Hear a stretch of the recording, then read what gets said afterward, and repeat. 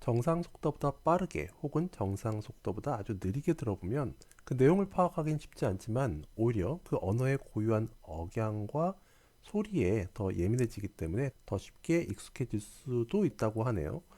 억지로 해석하지 말고 한번 편안하게 소리에 집중해 보시기 바랍니다. In education, the one thing we know how to measure best is IQ. But what if doing well in school and in life depends on much more than your ability to learn quickly and easily? In education, the one thing we know how to measure best is IQ. But what if doing well in school and in life depends on much more than your ability to learn quickly and easily?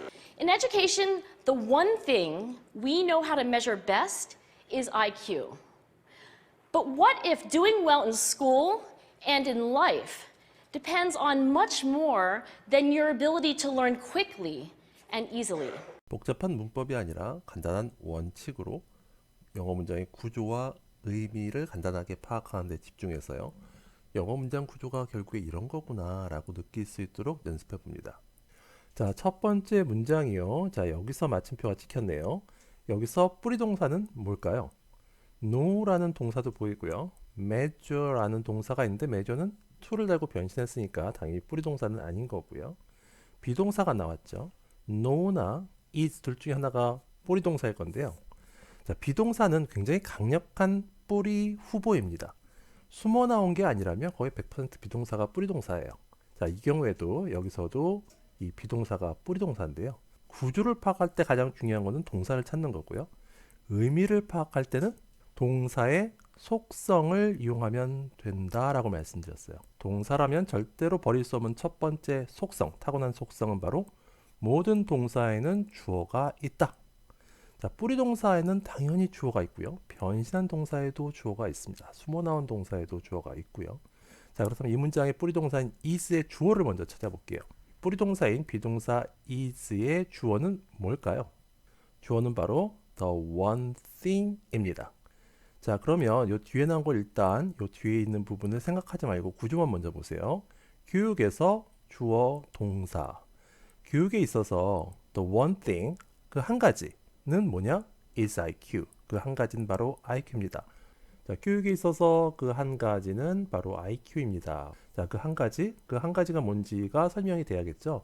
바로 we know how to measure best. 이 부분이 the one thing을 뒤에서 설명해 주고 있는 거죠.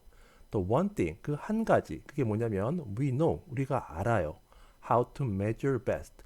어떻게 측정하는지 가장 잘 알고 있는 그 한 가지가 뭐냐면 바로 IQ입니다. 자, but, 하지만 what if란 표현은 뒤에 나온 내용이라면 어떨까요? 라고 물어보는 그런 의미를 갖고 있는 구조인데요. what if, 만일에 doing well in school and in life depends on, 자, depends가 여기서 동사인데요. depends의 주어는 이 앞에가 다 주어입니다. doing well, 잘 해낸다는 것. 학교에서, 삶에서 잘 해낸다는 것이 depends on much more, 훨씬 더 의존한다면 than your ability to learn quickly and easily. 당신의 능력, 빠르게 쉽게 배우는 당신의 능력보다 훨씬 더 의존한다면 어떨까요? 자, 이 부분이 조금 이상하죠. 자, 이걸 정확하게 풀어쓴다면 아마도 depends much more on something else. 다른 어떤 것에 훨씬 더 의존한다면, 그러니까 빨리 배우는 능력보다 어떤 다른 것에 더 의존한다면 어떨까요? 자, 빨리 배우는 능력이 뭐죠? 이게 바로 IQ죠. 우리가 학교에서 잘 해낸다는 것이 단순히 빠르게 쉽게 배우는 그 능력 말고 다른 것에 더 의존한다면 어떨까요? 그런 게 만약 있다면 그게 뭘까요? 이렇게 질문을 던져보고 있는 거죠. 잘 해낸다는 것이 IQ에만 의존하는가? 그렇지 않다라는 얘기를 하고 싶은 거죠. In education, the one thing we know how to measure best is IQ. But what if doing well in school and in life depends on much more than your ability to learn quickly and easily. In education, the one thing we know how to measure best is IQ. But what if doing well in school and in life depends on much more than your ability to learn quickly and easily? In education, the one thing we know how to measure best is IQ. But what if doing well in school and in life depends on much more than your ability to learn quickly and easily? 하루에 짧게 일부분만 집중해서 공부를 하고 대신에 매일 하루에 한 번씩 전체를 처음부터 끝까지 다 들어보고 다음 날에 이어서 일부분을 다시 집중해서 공부를 하고 영상 전체를 다 들어보고 자 이렇게 영상 하나를 다 보고 나면 뭔가 달라지겠죠? 자 일부분을 집중해서 공부를 해봤으니까요. 이제 전체 영상을 한번 편안하게 들어보세요. When I was 27 years old, I left a very demanding job in management consulting for a job that was even more demanding, teaching. I went to teach 7th graders math in the New York City public schools. And like any teacher, I made quizzes and tests, I gave out homework assignments. When the work came back, I calculated grades. What struck me was that IQ was not the only difference between my best and my worst students. Some of my strongest performers did not have stratospheric IQ scores. Some of my smartest kids weren't doing so well. And that got me thinking. The kinds of things you need to learn in 7th grade math, sure, they're hard. Ratios, decimals, the area of a parallelogram. But these concepts are not impossible. And I was firmly convinced that every one of my students could learn the material if they worked hard and long enough. After several more years of teaching, I came to the conclusion that what we need in education is a much better understanding of students and learning from a motivational perspective, from a psychological perspective. In education, the one thing we know how to measure best is IQ. But what if doing well in school and in life depends on much more than your ability to learn quickly and easily? So I left the classroom and I went to graduate school to become a psychologist. I started studying kids and adults in all kinds of super challenging settings. And in every study, my question was, who is successful here and why? My research team and I went to West Point Military Academy. We tried to predict which cadets would stay in military training and which would drop out.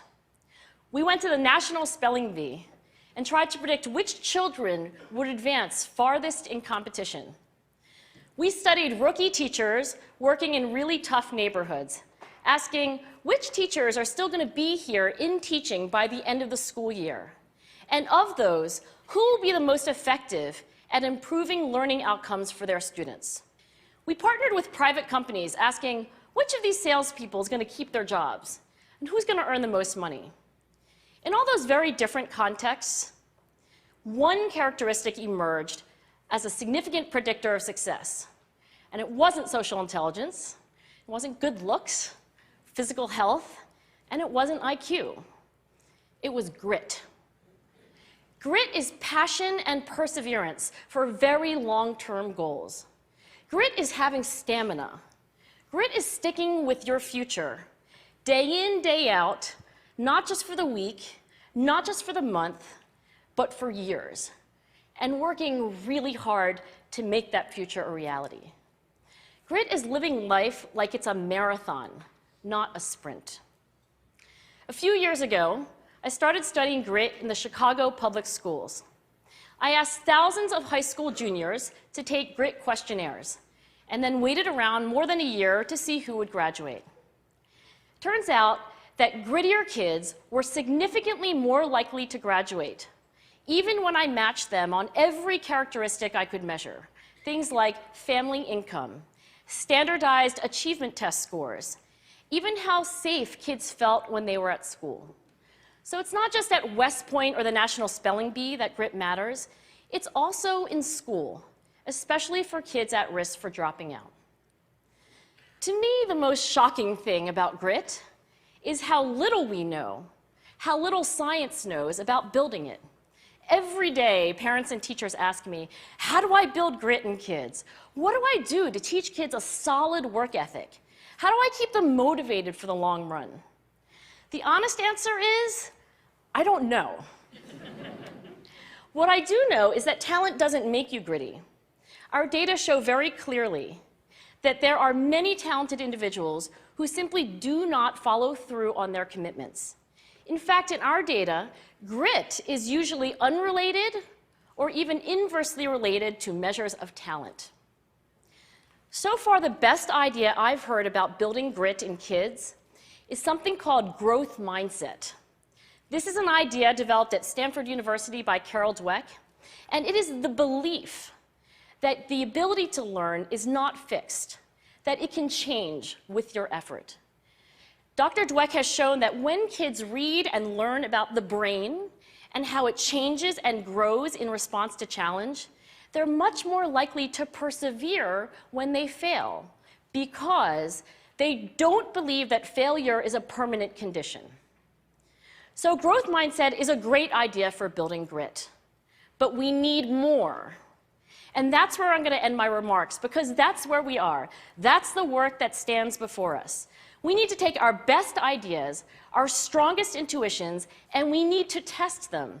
We need to measure whether we've been successful, and we have to be willing to fail, to be wrong, to start over again with lessons learned. In other words, we need to be gritty about getting our kids grittier. Thank you. 영어 문장 속에서 동사가 등장할 수 있는 방법은 딱 세 가지밖에 없습니다. 뿌리거나 뿌리가 아니면 변신 혹은 숨어서 나오는 거죠.